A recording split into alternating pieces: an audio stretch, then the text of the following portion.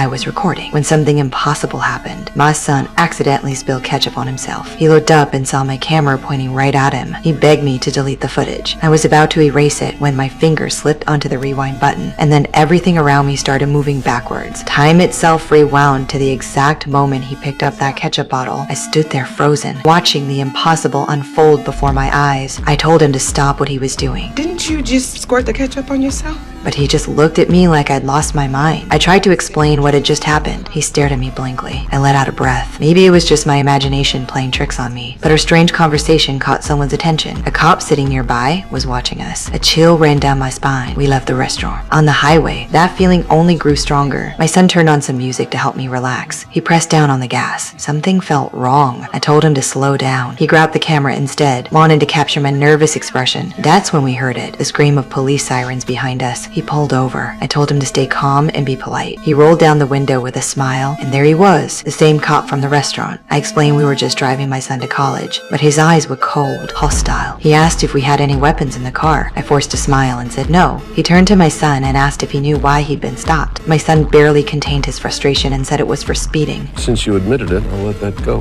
However, you were operating a handheld device while driving a motor vehicle. The cop's eyes landed on the camera. He demanded to know if we were filming. Then he lunged for it. In the chaos, my hand found the rewind button. Time collapsed backwards again. Everything reversed before my eyes. When I came back, we were at the moment my son first picked up the camera. He saw the terror on my face and put it down. I asked him frantically where the cop had gone. He had no idea what I was talking about. He didn't remember any of it. My heart was pounding. I made him pull over. I stepped out with the camera, trying to make sense of it all. That's when I saw the police car catching up. My son waved him over, thinking I needed medical attention, but I knew what was coming. The same cop stepped out. He ignored my son's plea for help. He mocked us instead. He ordered my son to get off the highway immediately. My son snapped back at him. Cop drew his gun. I slammed my finger on the rewind button. Time unraveled once more.